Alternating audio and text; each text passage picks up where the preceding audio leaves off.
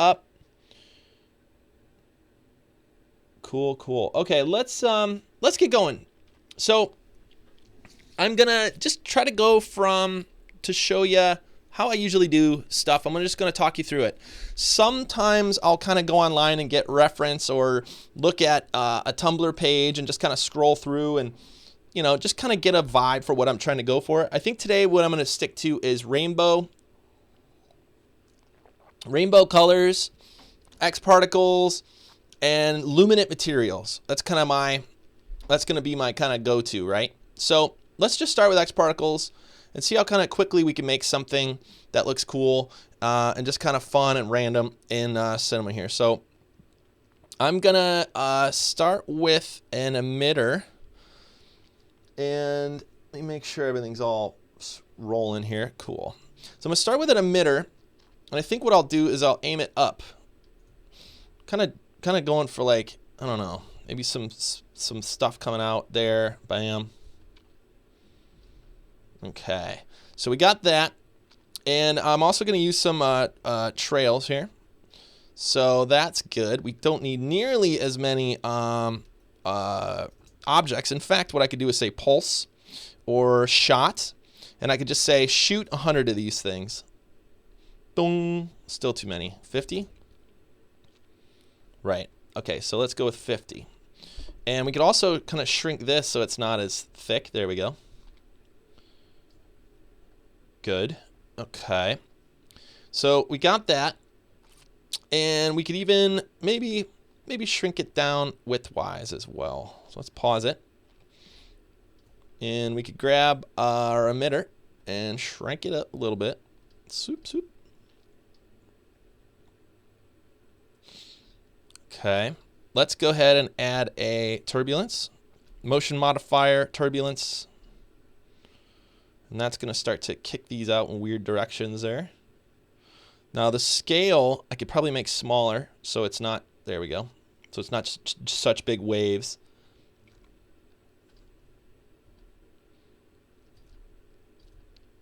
Okay, and then I've been playing around with this thing lately. It is the spline mesher. And now the spline mesher, you could take your trails and throw it in there, and you get you get French fries for right now. But what you have control over is the thickness. So if I go into the spline mesher, I could say the scale goes from big to little, right? So now I got these kind of hairs going on. And I could also adjust the size to make it bigger or smaller overall. And I can also twist them, right? And open this up and get twisting as it goes up. So check that out. Now I have actual little rotation going on. May not need that because what I really want to do is round it all out. So where I do that is subdivisions. So as I add more subdivisions, you're going to see it's going to round out this stuff even more. And that might be enough. Maybe 2 subdivisions will be good. And there you go. So there's our kind of hairs. And this could be the start. This could just be the start, I think, of wherever we go with this. So that let's just kind of frame this, see if it's big enough. Maybe we go a little bit less as far as, oh, you know what I want is on our emitter, I want a little bit of random speed. So the speed's fine. It's all too even. So I want a couple strands to go further than others. And I want it to be roughly square, just so we could frame it up okay. So there, that is roughly square. It's framed up pretty nicely. I don't like that gap. Actually, I think maybe I'm digging it. Okay, so what I'm gonna do is in our spline mesher, I'm going to first of all save this. So let's go put this in Twitch, and let's put this in expart grass. It looks kind of like grass, right? Okay, so now what I want to do is say I want to, because this is going to be a still, what I could do is go to current state to object. And what that's going to do is make a piece of mesh that I could then bring it into another scene, and now it's there. Now it doesn't matter if it's not animated, right? And now I could just use that as some geometry that we could smooth out and do other stuff with later. But basically right now what I want to do is kind of set this up in the scene here. And let's start to get maybe some depth of field. And then what I'm kind of thinking now, just kind of riffing off this look here. I didn't plan on it going so look so like grass, but now that it is, what I might do is clone some spheres onto it and make like a wet grass kind of thing, or like an abstract wet grass. Nothing photoreal.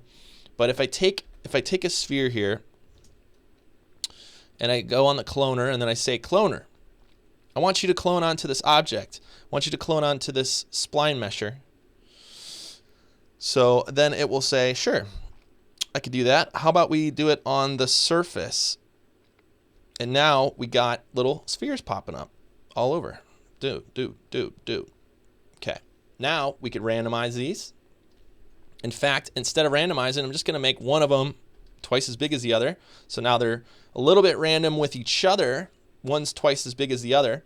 But then you also get the ability to come into our effector and say random effector, not position. Let's go scale.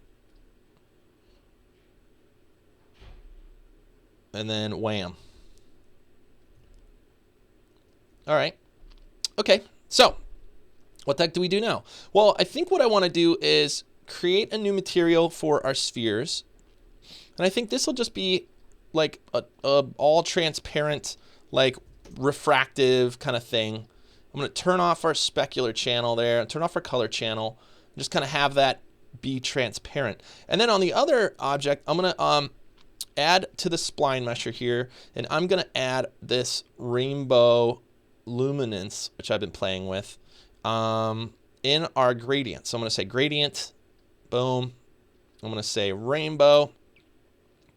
Oh no, I'm sorry. It's probably mapped somewhat okay. Maybe not. That's better. There we go. Okay, now when we open this up, this gradient, we have load preset. We have this rainbow hanging out here. And if we hit render, we have rainbow, we have transparency, we have all this fun stuff, right? I'm actually digging this. It's pretty cool. I want to add some ambient occlusion in here, and also a background. So we could just add a background, and I don't think it'll be rainbow background, but I just wonder what that looks like. It's a little too bright. A little too bright, Nick. But we're experimenting here, folks. We're experimenting. Instead, I'm going to pick a darker, let's go with a darker something. Let's try to offset it. Maybe a darker blue, less saturated. Just something colorful to kind of pin it against the background. And it may just have to be less saturated and more dark to kind of pull the colors out. But I'm trying to balance it. Yeah, it's actually, against the darkness, looks really nice, except for a little bit of color would be good. Okay, so now what I want is a little bit more ambient occlusion and stuff like that. So I'm going to pull out, first of all, let's just use HDRI Studio, because we're going to want some reflections here. I think I'm going to remove since we already have a background on the floor, we're good with that. But I am going to use our render settings. In the render settings that come with HDRI Studio Rig, which is a plugin that we sell, is all these render setting presets. GI, ambient occlusion, all this stuff. What I'm going to try is ambient occlusion draft. And now I'm going to go into here. I'm actually going to save this scene file as well. So let's call this xpart grass 2. Okay. And I selected our ambient occlusion draft, and I'm also selecting our interactive render region. So we're going to start to see some ambient occlusion down in the bottom. So that's even a little rough for me. I like a fast render, but I want to see a little bit more of what's going on. First of all, the ambient occlusion itself is too large. So let's just go to ambient occlusion and say, let's do this globally for all of our presets here. I guess we'll just do it one by one since it won't let us do each one. But let's just remember we're changing this 200 instead of 600, and that'll give us less ambient occlusion. And let's even go a little bit lower, and let's pick a color, something with a little bit more color in it, so that it's not so just black. There we go. Okay. So now we're talking, folks. So we got that going. We need some reflection for our hairs. So let's go ahead and do that. Let's go to character. Why am I on character? Let's go to our texture, and let's go to top coat. Top coat is another plugin we made to make reflectance and reflections really easy. If you select your texture, you can open this up in your top coat here, and we can just apply reflections to it and see what that gives us. So by default, we're starting to get some really nice little lines here. And in fact, I'm really thinking we can get away with maybe even using this HDR. Let me check our settings here. I want our preview to be on, and I want our rotation to move around. I want that really bright one to be kind of up front right there. And I'm also going to make it a little bit brighter as well to try to bling out a little bit more white and stuff into that. There we go. Okay. So let's do a higher res render here and see what we're working with. The HDR looks great. The blades of grass, the dew, man. I think we could up the dew. Okay. Not just the amount, but the size. That might be overkill. I'm not sure yet, but let's see. Let's always push it first, and then we could always dial it back. But you'll never know if you don't try, right? Am I right? So we got some reflection going on. Let's add a little bit of reflection to our dew as well. I'm going to add this wet layer on top of everything. And I'm also going to just tell our transparency not to be full 100%. I'm just going to have it pulled down a little bit so it's a little bit brighter. So we got our dew. Got our dew doing it. And there may be room for one more little sphere in here that's just a luminant. Remember we talked about luminant textures being a part of what we're going to play with today? Well, let's just add a white, not that big, Nick. Let's we could we could shrink these down, but these white ones are gonna kind of just be a part of the scene. I still think they're too big, so let's go really small with these, like just little points. Okay, that might be too small. Can you even see those? Okay, so that'll just add a little bit of texture there. This is looking pretty interesting.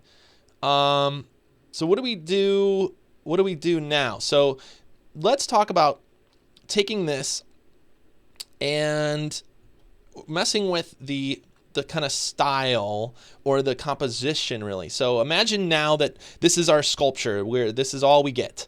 What can we do to make this a more interesting photograph, right? So this happens a lot of times when you're getting close, you're looking at things, it's looking pretty cool, but now what? Okay, so now what we could do is add a camera, and the camera, I'm going to try to zoom in a little bit more, maybe 50, 60 millimeters. I'm going to grab that camera, and that'll automatically make it look a little bit more flat. And there's something else we could try with a camera that we really just can't do without putting a camera in our scene. I always recommend putting a camera, choosing your lens. Now you're the photographer. Okay, so let's see what we could do to make this more interesting. We could cant it a little bit and get a totally different looking scene, right? We now have this like 45-degree thing. We could flip it upside down. We could move our camera around and look, into it. We could look up from the bottom, and I'm actually thinking this kind of up from the bottom is looking pretty cool. But experiment, right? Now, what does this look like? Should I put it in a little planter? Would that be cool if it was actually growing like out of something? I don't know. I mean, we could experiment with that. We could say, let's get a rounded rectangle and extrude it. Let's go with rectangle. Let's turn off the interactive render region just for a second. And we can scale up our rectangle. No, down. We could rotate it 90 degrees. Okay. Now let's go from the top here. And I'm going to add some rounding and scale it so it's kind of our base, right? So now I'm going to sweep that rounded rectangle with, oh, let's just do another rounded rectangle. I'm all in. Boom. Sweep it. Swam. Swink. Usually you got to reverse them because you never do the first one right. So now we're taking one rectangle and we're sweeping it around another. So let's just do small. And let's see, it looks like it may be sweeping in the wrong direction. So let's go, oh, nope. Let's go here and turn off our camera and see what we got. Okay. So we have this rectangle, which is the big one, sweeping with this little tiny little rectangle, right? Now what is happening? Is it, no. Well, I think we had it right the first time. It was just it was just off.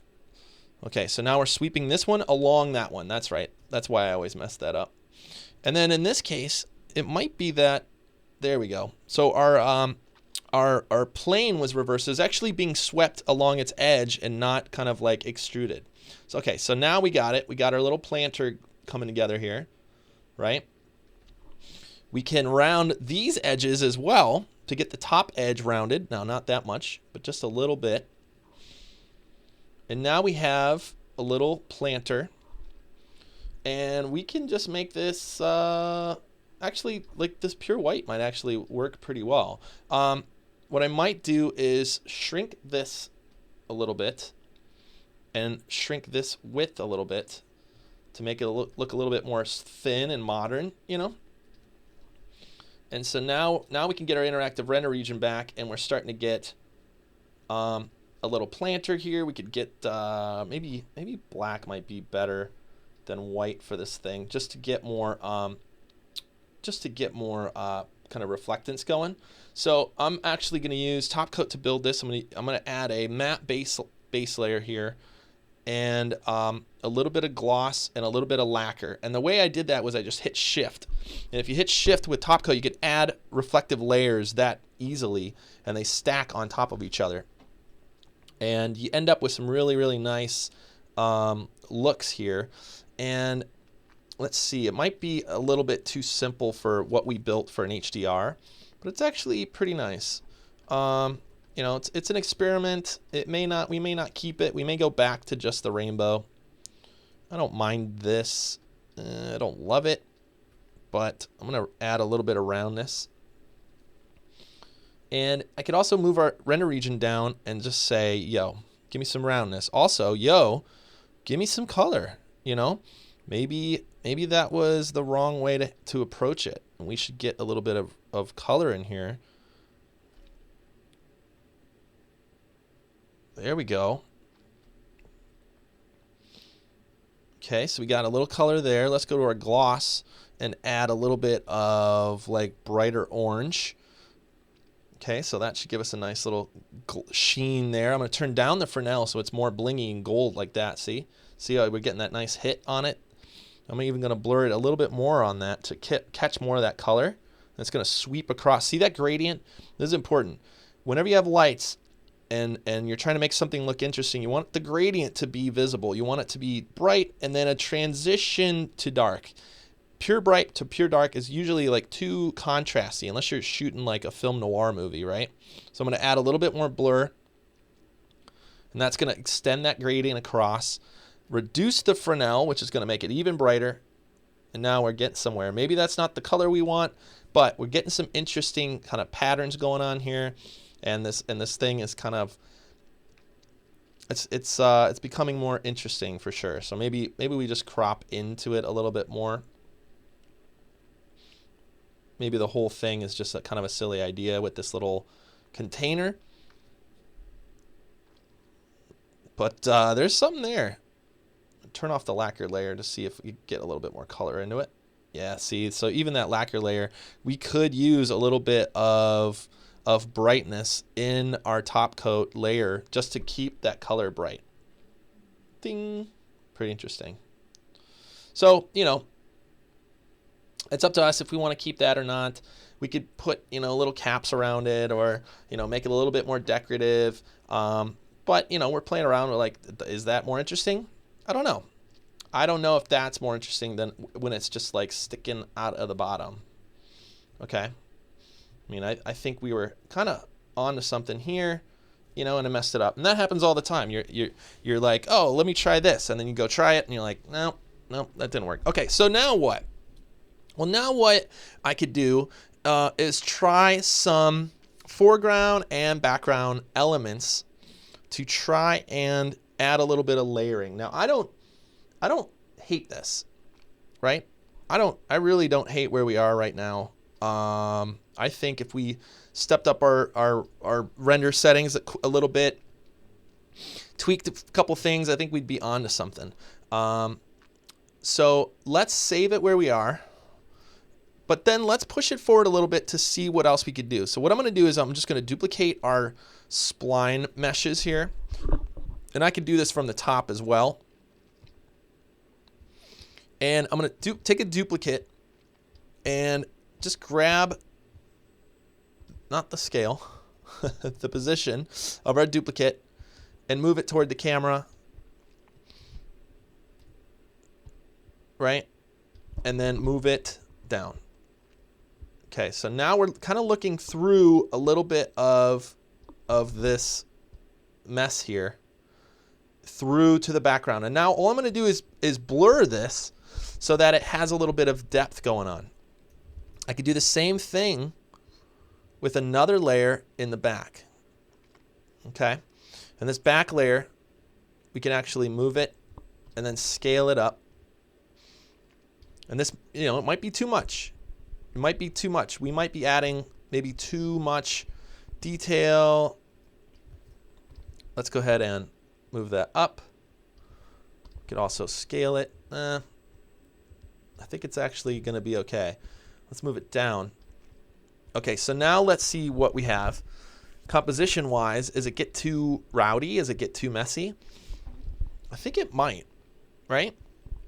So this back one, I definitely want to pull down. I kind of don't mind that it's back there and filling in a few of the gaps. But even then, like, the colors don't blend as much as they used to. You know, we could thin it out a little bit, but it's just starting to become compositionally a little bit too much, right? Maybe it's just over on the side. It's kicking up a little corner there. But the way to get this effect to work is to really go set up our depth of field. So let's go to our focus object. Let's pick our kind of, I don't want a focus object. I'm sorry. I want the focus distance. I'm going to pick our main area back there. I'm going to go to our f-stop and set it really low to make sure our depth of field is set up properly. I'm going to go to our physical, and I'm going to turn on depth of field, and I'm going to see what we got.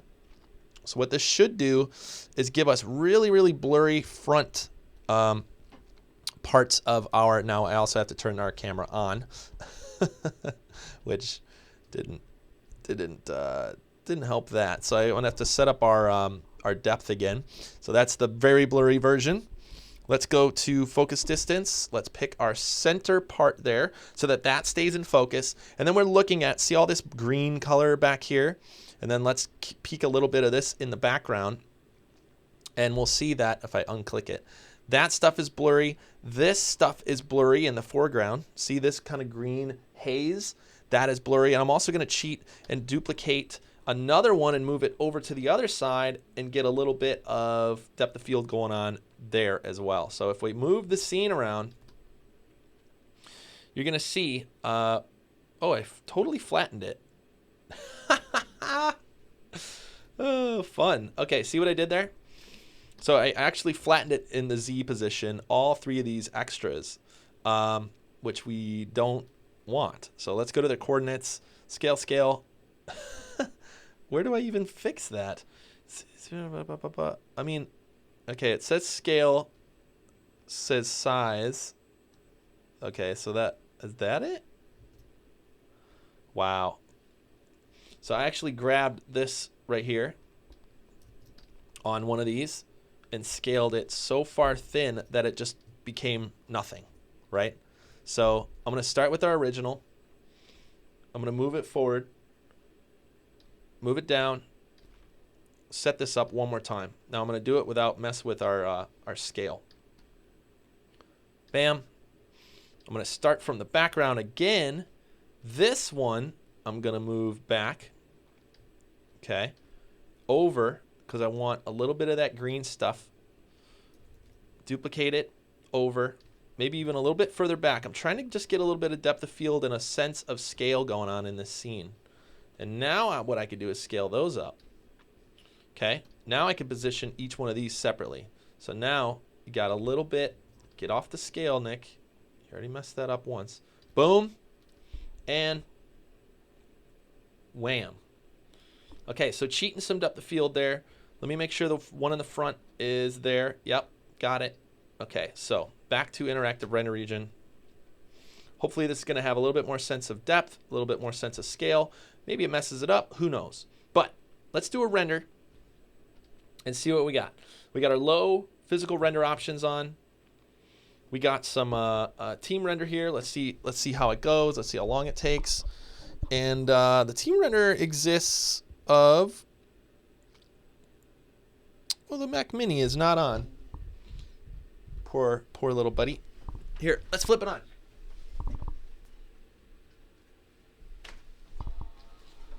Boom. Okay. So there we go. So not a fan of this sticking out through there. What I'm going to do is take each of these and rotate it a little bit, so just to cheat some of this color. Okay. These may just get removed altogether because they're kind of almost distracting. I don't want them to be distracting, but I do want a sense of depth in this scene that I might just not be getting yet. Let's do a render there. Oh, sweet. Ivan's here. What is up? Crossfader's here. Cheers, cheers.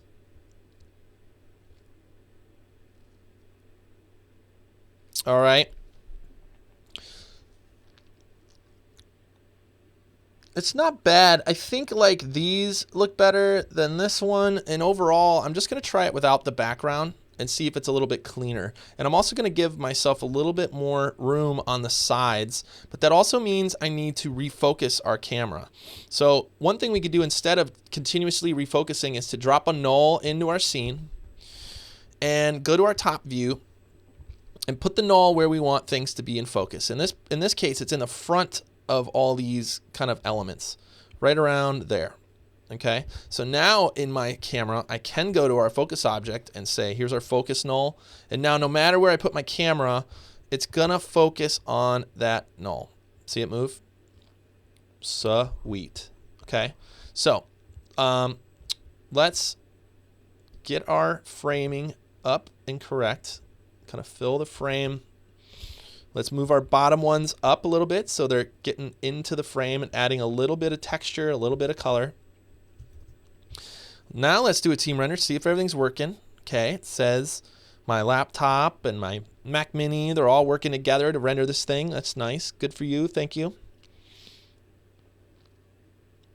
All right, now it's up to us to decide if this is nice. Like, do we like this green stuff down here, or is it really just more simple without anything else on it? I really don't know. Usually from here, I'll do silly things like, again, like double the amount of objects and just say like, here's 2,000 clones. Does this totally ruin it, or does this totally add a lot of cool dimension to it? And I look at it and I'm like, oh, it's pretty cool actually. A lot more bubblies. What else can we do to that glass? I feel like the glass could be a little bit more reflective. So let's open up our top coat. Let's bring our glass into it. And let's go to our wet texture. And I'm just going to make this more reflective. less Fresnel and just make it really, really blingy. And I hope that this will bring out a lot more detail in those glass spheres and pick up a lot more reflection. And that's exactly what that did. So let's just A/B the two of these. Let me make this full screen here so you can see it. That's the difference. Boom. Maybe too transparent. And now look at all that extra bling in the scene. It might be too much. We could always dumb it back down a little bit. But I actually like all that detail there.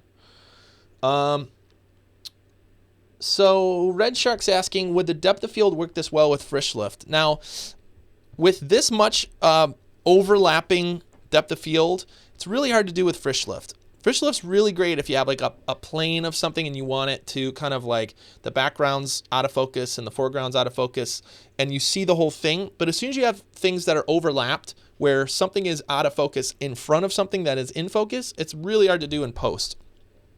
Really, really tough. So I would do it in camera at that point, especially if it's a still. If you talk about animation, the render settings for really good depth of field are always so high that I would recommend against it no matter what. So I'm actually going to add a little bit of, you know what? I'm not. I was going to add a little floaty stuff to the scene, but I think we could do that in post. We got our clones, we got our spheres, we got our, I think this looks pretty good. I think this looks good. So let's talk about our render settings now and getting this nice and clean. So first of all, we need this. Let's keep the resolution low until we get our settings correct. So we could, first of all, bump this up to ambient occlusion high. Remember, we did change our ambient occlusion to a lower number. We can actually just copy and paste this if we want. It's 100. And we can go to our color and say copy. And then we can go to our high and say paste. And this is 100. Don't forget, we also turned on depth of field. Okay, and now let's do a render from here. Check and see the render settings and all that stuff.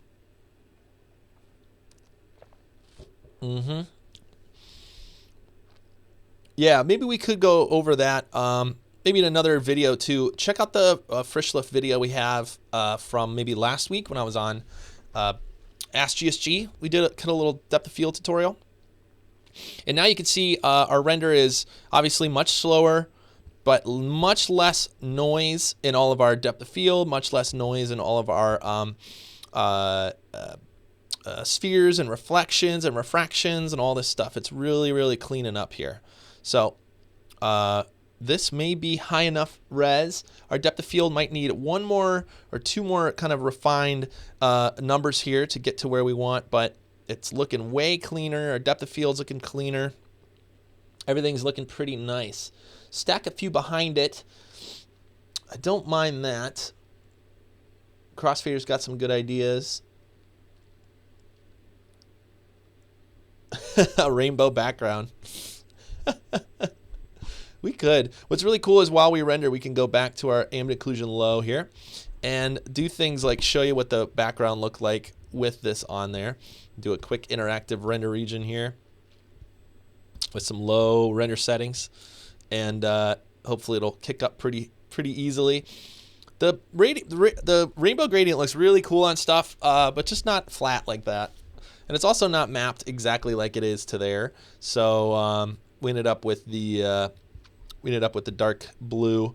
However, I think with a little bit of vignetting and stuff like that, it'll help quite a bit once we get this into Photoshop, let's say. So it looks like our front depth of field might need a little bit more refinement. It's so subtle too, though, that, you know, I don't know. Is it worth it? Is it worth all the depth of field settings? It's up to you to decide when you get to that point. But I think the overall feeling of this looks really cool. This is R17. Thanks for the question.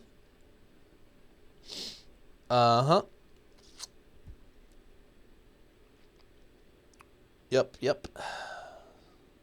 Just checking out the chat here.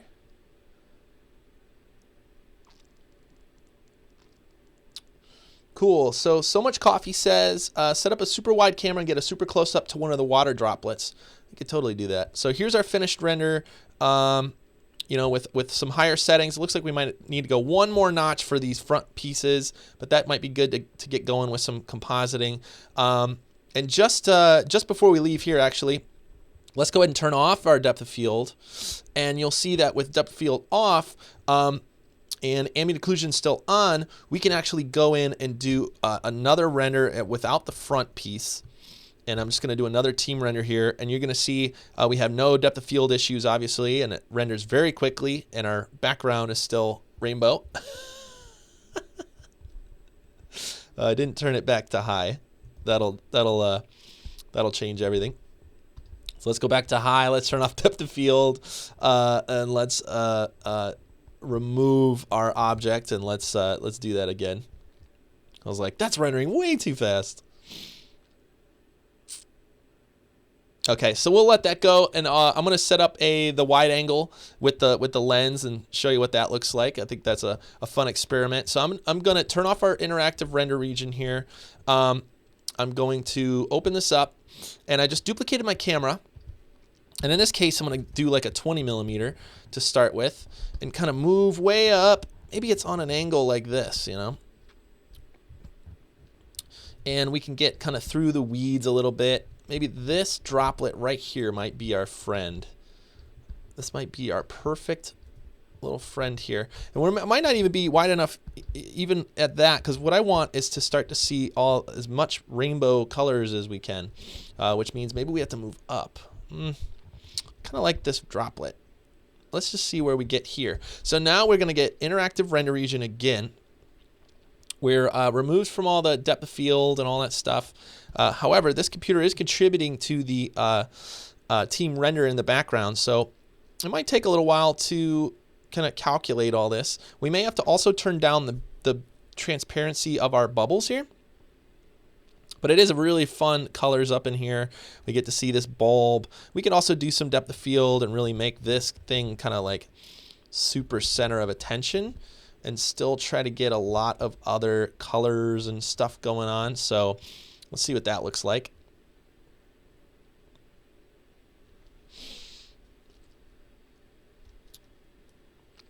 So yeah, I'm just going to turn up our overall resolution. Let's go check out our render here that we might be getting pretty close. Now, I didn't render this high enough res.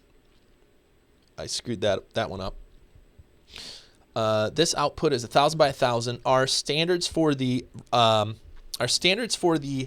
renders page, the grayscalegorilla.com/renders page, is 1400 by 1400 minimum, which means I should probably kick out one more render before we head over to Photoshop with this thing. Yeah, I'm really liking all those little bubbles, all those white dots. It's looking pretty interesting. Swoop. So we may have to do one more, but that's all right. That's why we're here, folks. That's looking really good. Cool little render. You can see my laptop's really struggling to keep up with that scene there. So let's check out what we have here. And let's go back to our ambient occlusion low and just kind of be able to see everything really fast. So there's a pretty interesting little scene here. It's almost that these other balls are kind of like too far away. I don't know. Like, I like that this thing exists.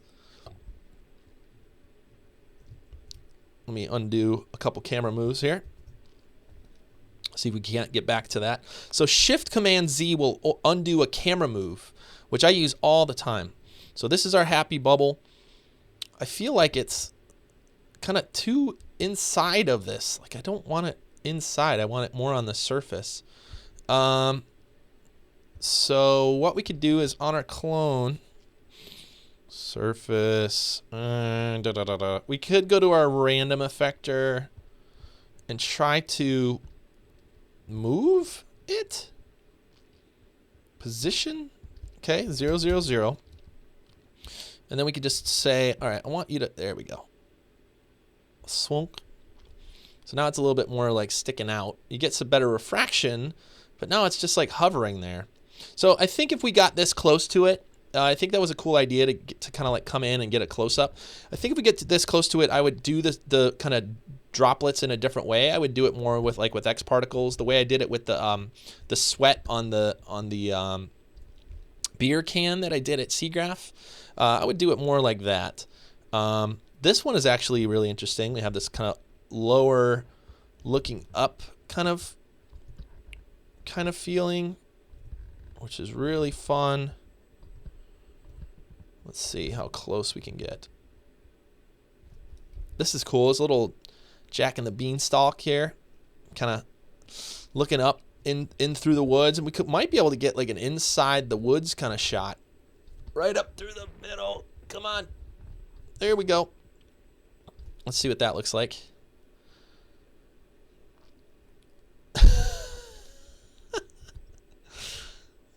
I would add maybe a little blur to those spheres. They're a little shiny when we're inside the bucket here, but it's a cool look. Also with this one, I might do something like move the gradient to get the brighter colors down toward the bottom. So again, I'm going to save this as 3, just so we kind of have a version of it. And then in our spline mesher that we're using, I can go to our offset and figure out which one it is and just offset our colors.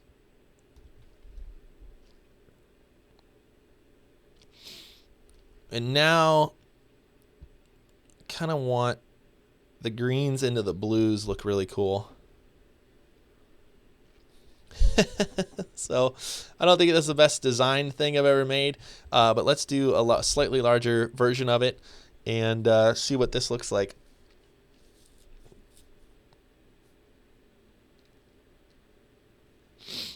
So pretty fun. You know, camera angles make all the difference, right? You can see just moving all your camera around into different parts of your scene, whether it's abstract like this or if it's a logo or whatever you're doing, you know, having a sense of what your camera is doing and where it is and how it is a character in your scene really helps.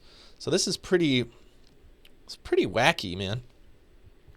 I think we'll stick with the original one, but what you can also do, by the way, is do some lens distortion and just play around with some of these numbers and see how much you can like break the camera lens as well. So I don't know what all these do. Not as much as I thought they would. You could add vignetting, of course, in your scene. You could add chromatic aberration, really get some crazy colors there, start to crank this stuff up. But yeah, remember, your camera has as much to do with your scene as anything. And in fact, do we like these colors better? I kind of dig this.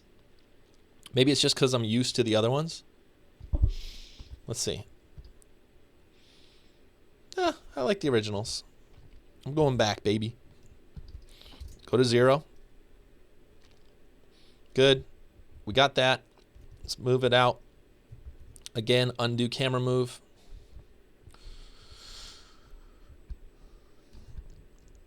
Position your frame. In this case, I do kind of dig that it's just kind of going from tip to tip there. It's really filling the scene. Guess we could always crop in a little bit if we give it enough res. But let's go back to our ambient occlusion high. And now we're going to go 1500 by 1500. This is going to give us a little bit of room to crop if we need it. Right? We're going to do a render at that size. We're going to kick all the machines into it.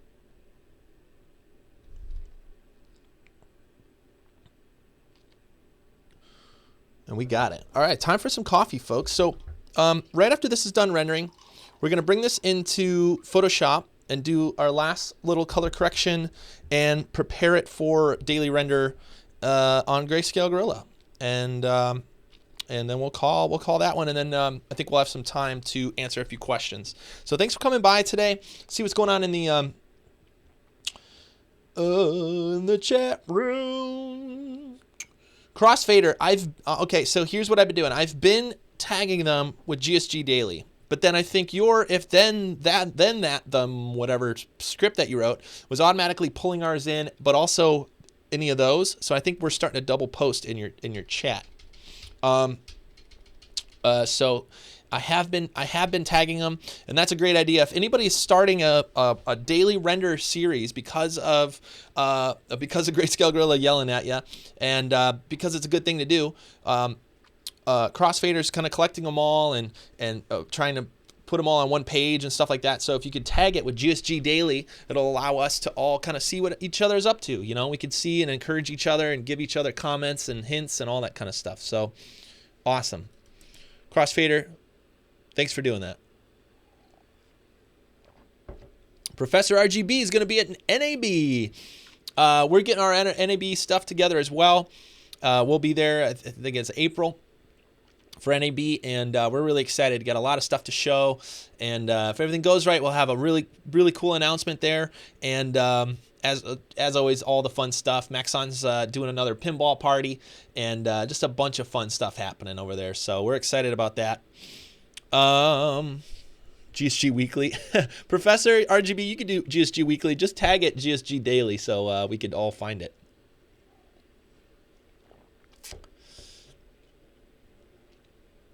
Awesome. Bluespot.com is asking, will you share some project files from daily renders?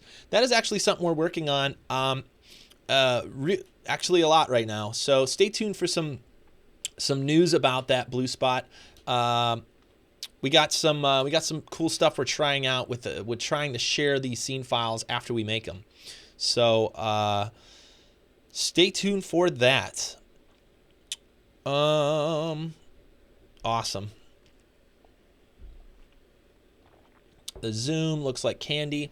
Yeah, so I've been digging this this luminant texture look. You know, using luminant textures instead of lights for a really, really bright, fun look on your renders. Just really helps. For me, it just helps keep it stable and consistent when you're trying for like a really bright look. The other thing you could do, and I do this trick all the time. The other thing you could do is, instead of luminant material, is let's just copy channel and use our color channel and paste into our color channel. Okay, so now you can see we have our color channel that's all rainbow. Okay, let's turn our render settings down just because we're just doing a little test here. Okay, so now, first of all, that looks cool. Second of all, if you want that to be lit back up, you could use a global light. That's why we invented this global light here and made it like one click away, so you can just turn it on and crank it up. You don't want it 500%. I screwed that up. Boom. So now you're getting a really similar look just by adding a global light to your scene and actually maybe even pumping a little bit more brightness into it to really fill in some of the ambient occlusion cracks here. If you don't have Lightkit Pro, you can make a similar global light by going to light, I always forget. That's why I made it a easy button. Ambient illumination. So ambient illumination is similar to what you're going for with this global light here. So try that on your scenes, and what that basically does is it turns all your materials into luminant materials, essentially. It's just like brightens up all the color channels to be visible.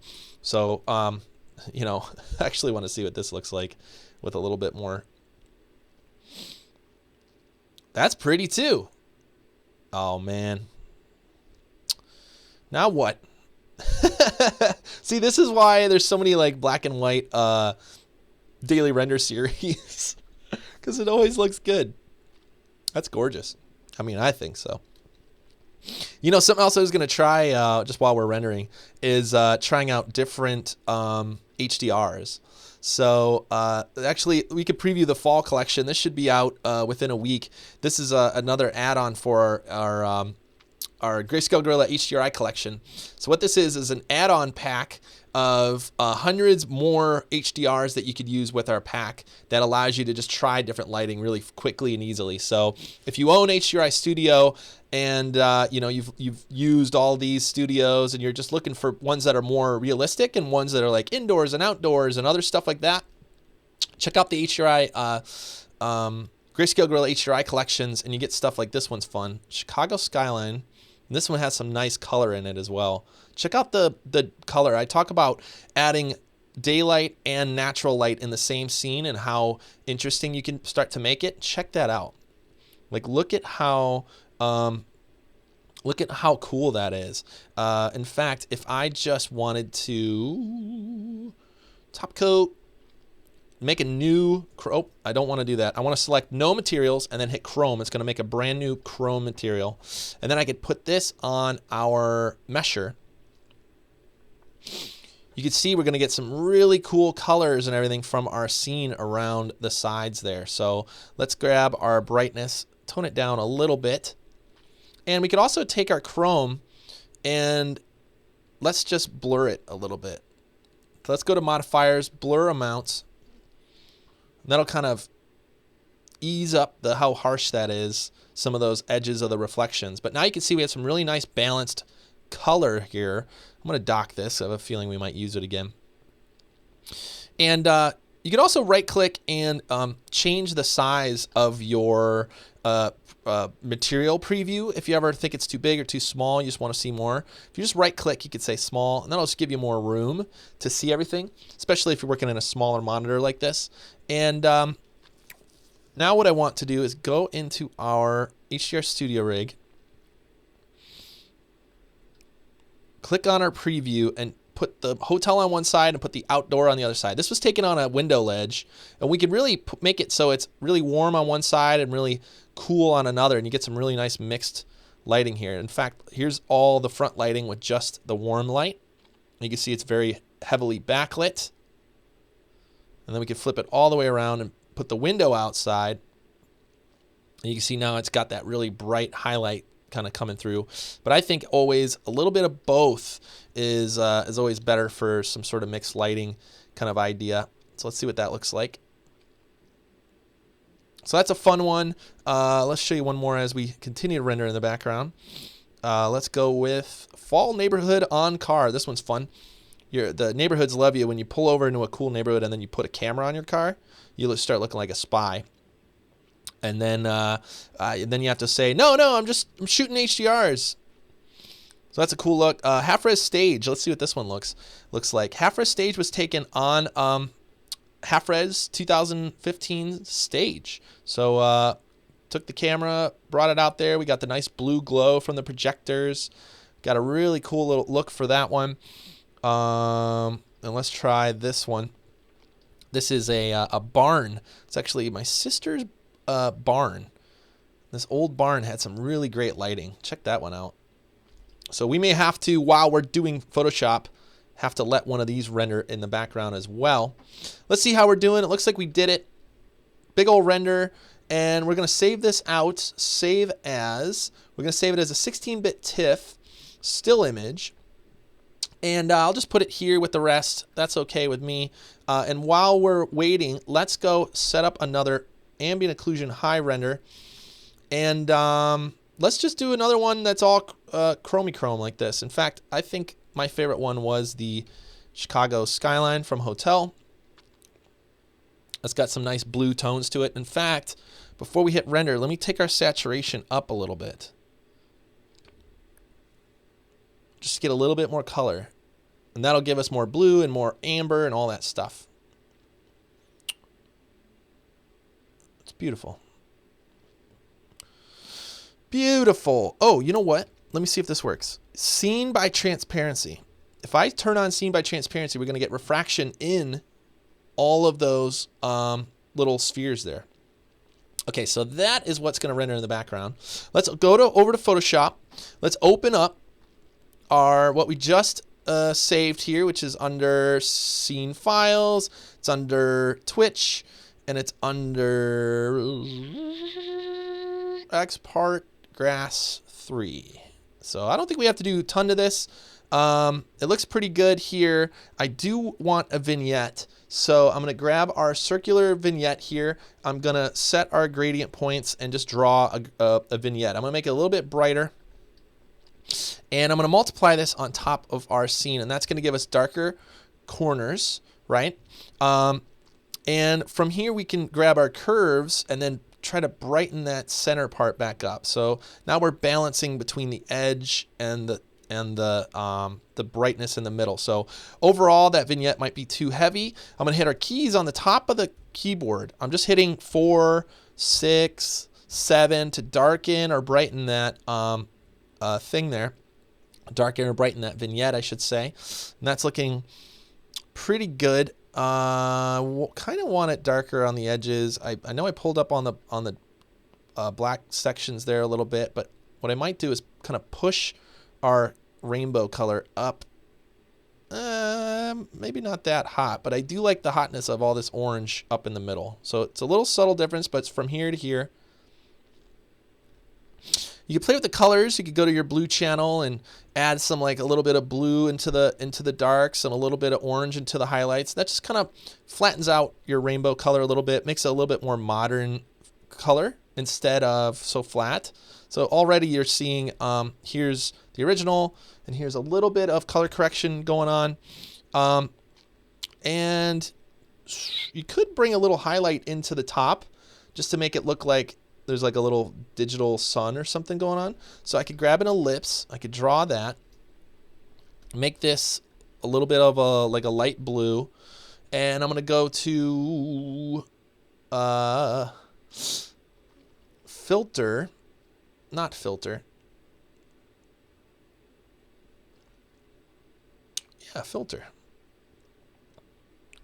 Geez, why did I not see that? Gaussian blur. Convert to smart object? No, I just rasterize it. So I'm just going to make like a little blurry glow up top here. That looks pretty good. Bonk. Screen it. Soink. Tone it down. So this is just adding a little bit of that, almost like giving the tendrils a reason to go up, right? That's got a little heavenly kind of feel to the top of that, right? Just a little kick, boom. We could also put it under our vignette and under everything to even make it a little bit more flat. And I might even scale this down a little bit more to give it a little bit more kind of washed out feeling up top there. We could duplicate this, bring it down, and see what it looks like in the bottom as well. This also works in corners, just to give a little bit of washiness. You could also grab a hue saturation and just change the hue on it, and you can see the corner now. Let me make that a little brighter. Okay, so hue saturation. Now we could kick this a little darker, a little more pink. Especially with all these crazy colors, we could use these washes as almost like lens effects. Because remember, like, the world is imperfect. Add the imperfections to make it look a little bit more, raw, right? So that's okay. I might be a little heavy-handed on the glows there.